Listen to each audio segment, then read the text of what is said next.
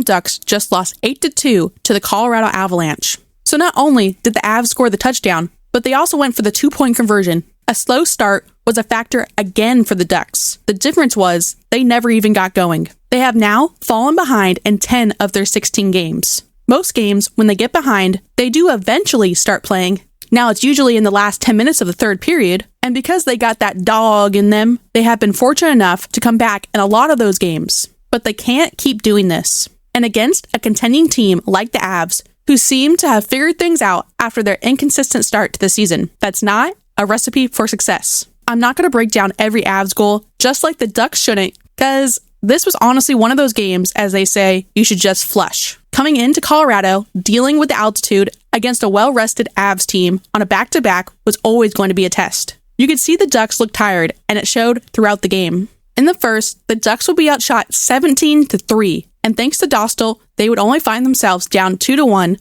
as the Ducks somehow managed to get a goal in the dying seconds of the period from a Carrick tip on a Gudas shot. Carrick, by the way, has 4 goals on the year, surpassing his total from last year in 52 games. Brock McGinn also picks up an assist here in his season debut after missing the first 15 games with injury. The second would probably be the Ducks' best period of the game, as they did triple their shot total from the first. Never thought I would say that, as the second is usually the worst for the Ducks. And it's not really saying much, as the Avs would still outshoot them and add another goal.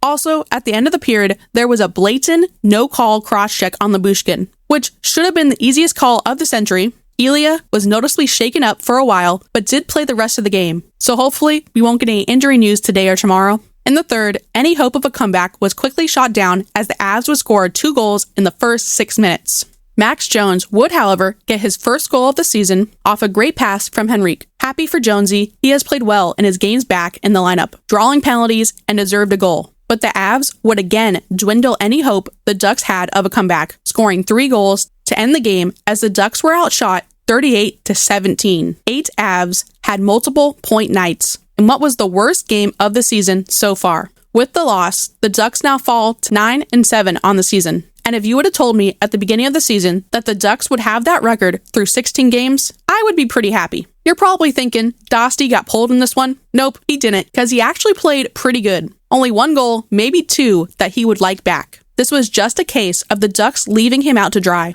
He has now given up 5+ goals in both of his last starts, which hopefully won't hurt his confidence. Carlson was also back in this one after his development plan day, and he did hit the post. That would have been a highlight reel goal and could have made things more interesting in the first. But not a single line could get anything going. Not even the new look 4th line with McGinn in and both Johnston and Leeson out. Based on the initial eye test, I prefer Johnston over McGinn, but this is not a good game to judge that off of. Also, not a fan of sitting Leeson, but it was a back-to-back, so hopefully he gets in next game. The Ducks only managed 17 shots on net, and there were quite a few opportunities for shots that they just decided to pass away, creating a turnover the other way. Terry, in particular, was terrible with this game, and has been for several games now. Honestly, he might need the Zegers treatment and sit a period on the bench because his turnovers have been terrible, and I have expected more from him. I was excited to see Daddy Tears this season, and minus his hat-trick game, he has been disappointing this season. Hopefully, him and the Ducks can bounce back Friday against the Florida Panthers at 7 p.m. at Ponda.